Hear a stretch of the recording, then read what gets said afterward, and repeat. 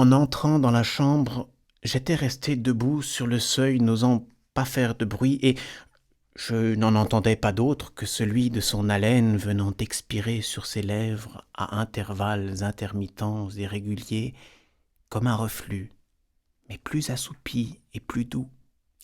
Et au moment où mon oreille recueillait ce bruit divin, il me semblait que c'était condenser en lui toute la personne, toute la vie de la charmante captive étendue là sous mes yeux. Des voitures passaient bruyamment dans la rue, son front restait aussi immobile, aussi pur, son souffle aussi léger, réduit à la simple expiration de l'air nécessaire. Puis, voyant que son sommeil ne serait pas troublé, je m'avançai prudemment, je m'asseyais sur la chaise qui était à côté du lit, puis sur le lit même. J'ai passé de charmants soirs à causer, à jouer avec Albertine, mais jamais d'aussi doux que quand je la regardais dormir.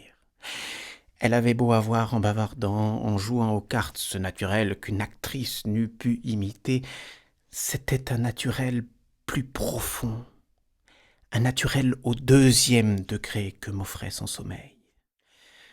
Sa chevelure descendue le long de son visage rose était posée à côté d'elle sur le lit, et parfois une mèche isolée et droite donnait le même effet de perspective que ces arbres lunaires, grêles et pâles, qu'on aperçoit tout droit au fond des tableaux raphaëlesques du peintre Elstir. Si les lèvres d'Albertine étaient closes, en revanche, de la façon dont j'étais placé, ses paupières paraissaient si peu jointes que j'aurais presque pu me demander si elle dormait vraiment. Tout de même, ses paupières abaissées mettaient dans son visage cette continuité parfaite que les yeux n'interrompent pas. Il y a des êtres dont la face prend une beauté et une majesté inaccoutumées pour peu qu'ils n'aient plus de regard. Je mesurais des yeux Albertine étendus à mes pieds. Par instants, elle était parcourue d'une agitation légère et inexplicable, comme les feuillages qu'une brise inattendue convulse pendant quelques instants. Elle touchait à sa chevelure, puis, ne l'ayant pas fait comme elle le voulait, elle y portait la main encore par des mouvements si suivis, si volontaires, que j'étais convaincu qu'elle allait s'éveiller. Nullement. Elle redevenait calme dans le sommeil qu'elle n'avait pas quitté. Elle restait désormais immobile.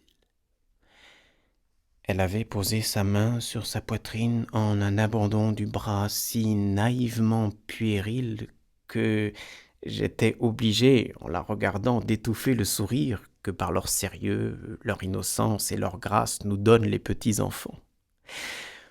Moi, qui connaissais plusieurs Albertines en une seule, il me semblait en voir bien d'autres encore reposées auprès de moi.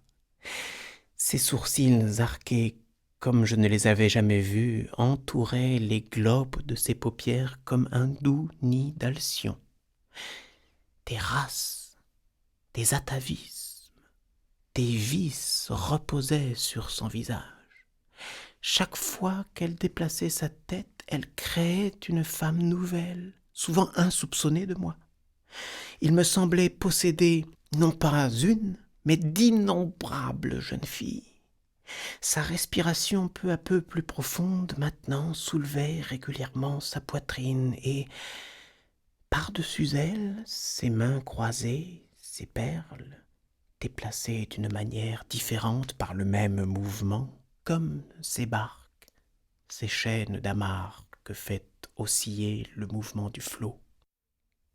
Alors, sentant que son sommeil était dans son plein, et que je ne me heurterais pas à des écueils de conscience recouverts maintenant par la pleine mer du sommeil profond, délibérément je sautais sans bruit sur le lit, je me couchais au long d'elle, je prenais sa taille d'un de mes bras, je posais mes lèvres sur sa joue et sur son cœur, puis sur toutes les parties de son corps posais ma seule main restée libre, et qui était soulevée aussi comme les perles par la respiration d'Albertine.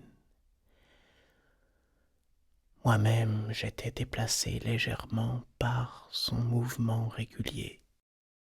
Je m'étais embarqué sur le sommeil d'Albertine.